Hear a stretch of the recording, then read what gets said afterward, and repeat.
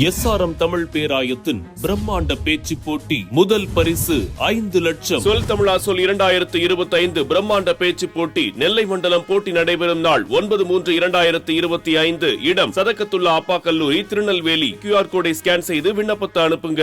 தேனியில் நடைபெற்ற ஜெயலலிதாவின் பிறந்தநாள் பொதுக்கூட்டத்தில் பேசிய எதிர்க்கட்சித் தலைவர் எடப்பாடி பழனிசாமி தான் மூழ்கும் கப்பல் இல்லை, கரையேறும் கப்பல் என கூறி பதிலடி கொடுத்துள்ளார்.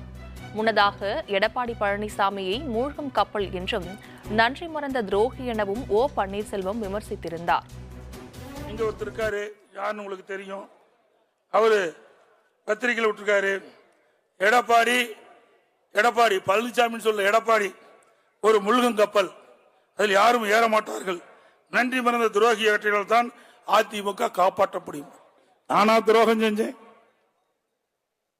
எதிர்த்து ஓட்டு போட்டார். இன்னைக்கும் அழிக்க முடியாத ரெக்கார்ட எவ்வளவோ கெஞ்சி பார்த்தோம், எங்களை விட்டு போகாதீங்கன்னு. நீங்களா போனீங்க.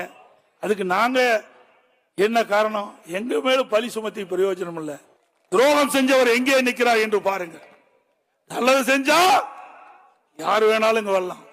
முழுகிற கப்பல் இல்லப்பா, இது கரை சேருகின்ற கப்பல். இந்த கப்பல்ல ஏறணும் பிழைச்சுக்கலாம், கப்பல்ல ஏறாதவன் நடுக்கல்லே போகலாம்.